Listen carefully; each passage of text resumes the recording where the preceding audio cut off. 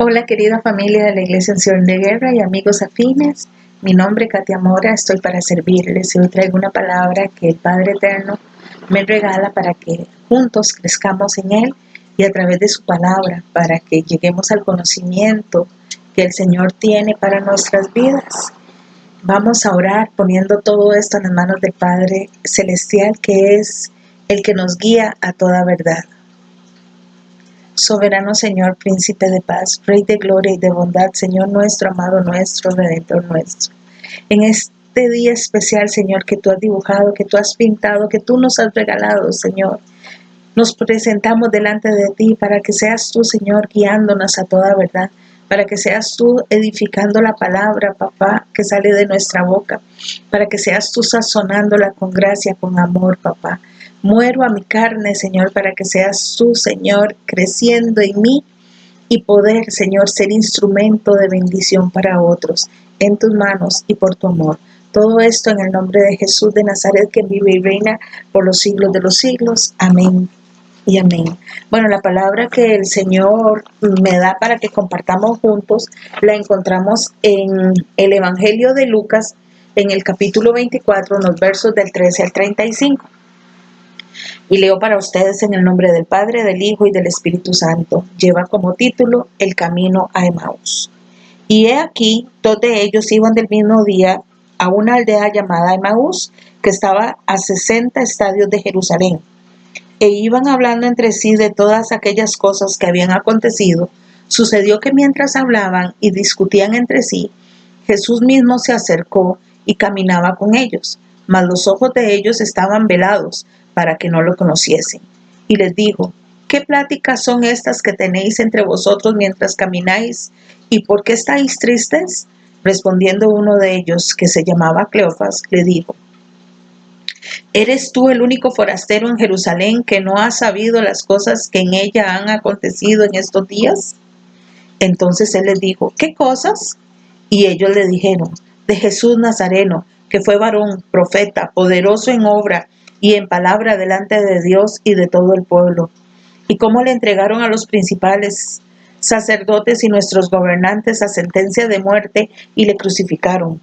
Pero nosotros esperábamos que Él era el que había de redimir a Israel. Y ahora, además de todo esto, hoy es ya el tercer día que esto ha acontecido. Aunque también nos han asombrado unas mujeres que entre nosotros, las que antes del día fueron al sepulcro, y como no hallaron su cuerpo, vinieron diciendo que también habían visto visión de ángeles, quienes dijeron que Él vive.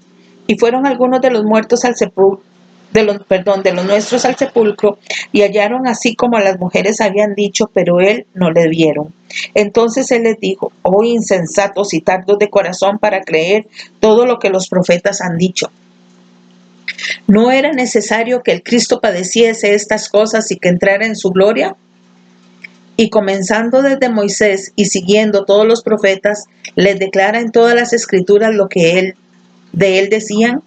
Llegaron a la aldea donde iban. Él hizo como que iba más lejos, mas ellos le obligaron a quedarse diciendo: quédate con nosotros porque se hace tarde y el día ya ha declinado. Entró pues a quedarse con ellos.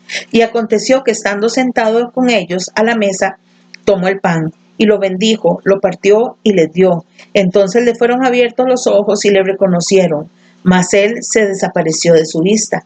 Y se decían unos a otros: ¿no ardía nuestro corazón en nosotros mientras nos hablaba en el camino y cuando nos abría las escrituras? Y levantándose en la misma hora volvieron a Jerusalén y hallaron a los 11 reunidos y a los que estaban con ellos, que decían: ha resucitado el Señor verdaderamente y ha aparecido a Simeón. Entonces ellos contaron las cosas que les habían acontecido en el camino y cómo le habían reconocido al partir el pan. En este episodio, el camino de Emaús es un ejemplo de generosidad muy apropiado para nosotros, los seguidores de Cristo.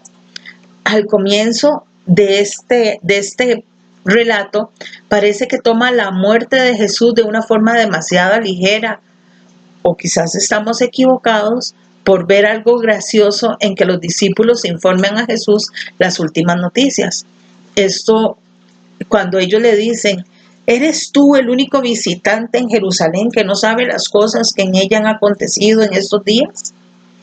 Casi que podemos imaginar a Cleofas diciendo, ¿dónde has estado? ¿Qué te pasa? ¿Cómo no vas a saber las cosas que están aconteciendo? Jesús lo toma con tanta calma y les permite hablar, pero después los hace escuchar. Gradualmente ellos comienzan a ver con claridad que tal vez la historia de las mujeres acerca de la resurrección milagrosa del Mesías no es tan desquiciada como ellos pensaban inicialmente.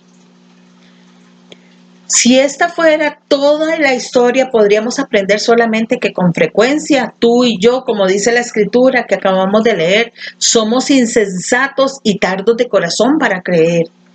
Y todo lo que Dios ha escrito es cierto y tiene que ocurrir.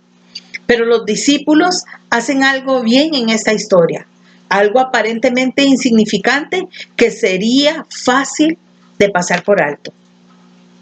Ellos le ofrecen su hospitalidad a Jesús.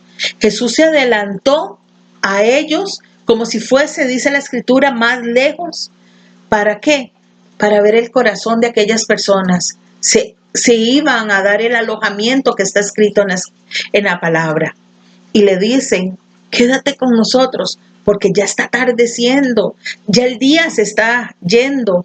Jesús, en este pequeño acto de generosidad, bendice con su revelación, con su presencia, y finalmente lo reconocen, dice la escritura, cuando parten el pan. Dios usa nuestra hospitalidad solo como un medio para servir a quienes necesitan descanso, refugio, paz, consuelo, abrazo, sino que también nos hace una invitación a todos nosotros para que experimentemos la presencia de Dios. Dios hace grandes obras y maravillas en nuestra vida si nosotros nos dejamos utilizar por Él. Veamos lo que nos dice Hechos 2:32.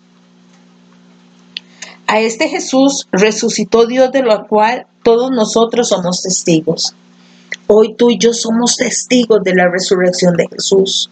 No porque lo hayamos visto, sino porque lo hemos creído en nuestro corazón. Porque nosotros creemos en todo lo que está en este libro, en este manual de vida, llamado la Biblia. En este pan que nos sacia el espíritu y que nos hace ver las cosas espirituales con más amor, y creyendo que todo lo que le hagamos al prójimo se lo estamos haciendo al mismo Jesús. En esta cita bíblica de Hechos 2:32, Pedro acaba de referirse a estos hechos que Jesús llevó a cabo. Ha recordado a cada uno de los oyentes que lo mataron en la cruz por medio de paganos, y en tercer lugar proclama su resurrección. No era posible que la muerte lo retuviera bajo su dominio. Él es el Rey de Reyes y Señor de Señores. Dios nos llama la atención al contraste entre aquel Simón Pedro que negaba haber conocido a Jesús y este apóstol que, acompañado por los 11, se dirige con tanto valor a los judíos y a todos los vecinos de Jerusalén. Y he aquí el efecto de la fusión del Espíritu en Pentecostés, ese derramamiento de su Espíritu, donde aquellos hombres temerosos les fue quitado el temor. Aquellos hombres que se escondían dijeron, vamos a la luz, vamos a predicar la palabra, porque si tenemos que morir, vamos a morir, pero sabiendo que estamos haciendo las cosas que nos mandó el Mesías. Si revisamos en nosotros el Salmo 15, es uno de los primeros textos que expresan la expresión de la esperanza de la resurrección. Uno de los versículos se refiere a que me enseñarás el sendero de la vida, me saciarás de gozo en tu presencia, de alegría perpetua a tu derecha. Podemos imaginarnos esa bendición tan grande que nos espera a nosotros, a ti y a mí, en el tiempo postrero, en el tiempo en el que el Señor venga por su pueblo. Vamos a estar sentados a la mesa del Maestro. Vamos a estar juntamente con Él en las alturas, alabándole, glorificándole y bendiciendo su santo nombre. En Primera de Pedro 1:21 nos dice, y mediante el cual creéis en Dios, quien le resucitó de los muertos y le ha dado gloria, para que vuestra fe y esperanza sean en Dios. Aquí se vincula esa esperanza a la fe, y esa fe viene por Cristo Jesús. Y los que nos dice la palabra, y vosotros que creéis en Dios, que lo resucitó y le dio gloria, y así habéis puesto en Dios vuestra fe y vuestra esperanza. Nosotros tenemos que poner nuestra fe y nuestra esperanza en Dios. No podemos poner la fe en las cosas del mundo, no podemos poner la fe en una persona, no podemos poner la fe en la plata, no podemos poner la fe en un carro, no podemos poner la fe en una casa, ni siquiera en nuestra pareja ni en nuestros hijos. Nuestra fe, nuestra esperanza tiene que estar puesta en el autor y consumador de la fe, en el dador de vida, en el Señor, en el gran yo soy, en ese Dios perfecto, amoroso, lleno de bendición, que nos abraza todos los días, que no lo sentimos, y muchas veces no lo sentimos por los afanes en los que estamos, pero cuando el Señor nos mira con misericordia y nosotros nos disponemos y disponemos nuestro espíritu a la unificación con el Padre, el Hijo y el Espíritu Santo, podemos sentirlo en todo tiempo y en todo lugar. La palabra nos presenta a dos discípulos que se dirigían a Emaús.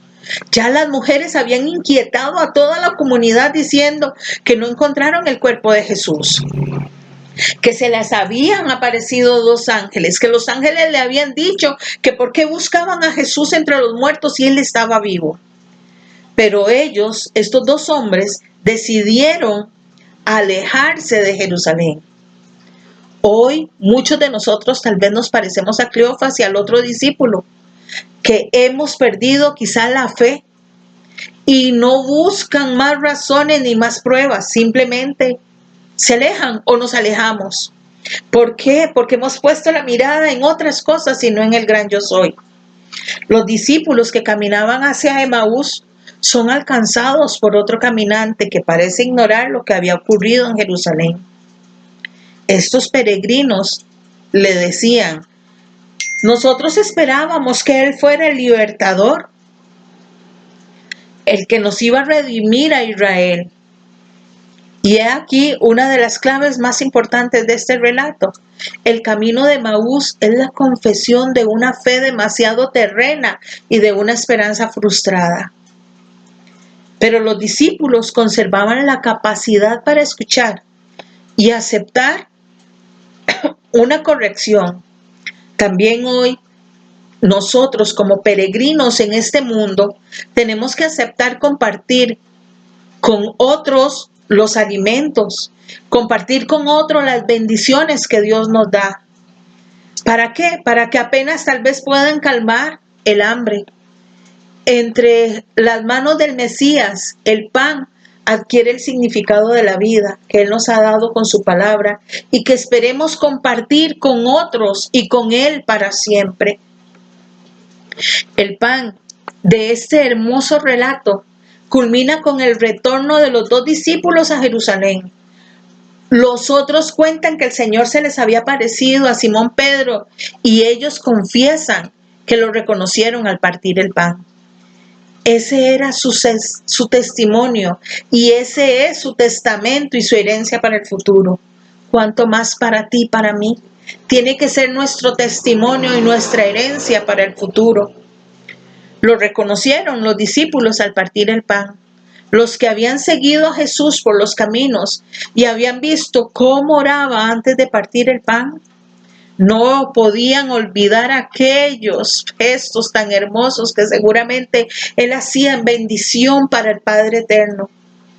En esos gestos reconocieron al que se había entregado como pan para que tú y yo tengamos vida eterna. Lo reconocieron al partir el pan. Por ese gesto ha sido reconocida la iglesia como tal a nivel mundial. Por ese gesto habrá de ser reconocido en el mundo que no es habitual dar gracias a Dios y compartir con los demás los dones recibidos. Cuando tú y yo oramos por los alimentos, cuando tú y yo oramos y damos gracias a Dios por las bendiciones, La gente dice, estos son diferentes. Estos no son del montón, tienen algo y ese algo se llama el Padre, el Hijo y el Espíritu Santo en ti y en mí. Aquellos dos varones lo reconocieron al partir el pan, realizado con verdad, con ese gesto que revela la sinceridad de la piedad hacia Dios y la generosidad de la entrega a los hermanos. Por este gesto seremos reconocidos cada uno de nosotros como cristianos, como seguidores de Jesús. Y para concluir, digámosle al Señor, Señor Jesús, hoy queremos invitarte a quedarte con nosotros porque atardece. Agradecemos que hayas aceptado nuestra cena humilde. Te complacemos sentado a la mesa y te contemplamos, Señor, juntamente con nosotros. Y hoy te pedimos, soberano Señor, que nos des la luz y la fuerza para ser testigos de tu vida y de tu resurrección y ser dignos merecedores de tu amor, de tu gracia, de tu bondad, de tu infinita misericordia y de ser llamados discípulos del amado. Te damos gracias, amado Padre Celestial, y te pido una bendición especial para tu pueblo, Señor, ahí donde se encuentre. Y que tu bendición venga en el nombre del Padre, del Hijo y del Espíritu Santo. Y tengamos todos un Shalom Alejem. Feliz fin de semana. Bendiciones de lo alto.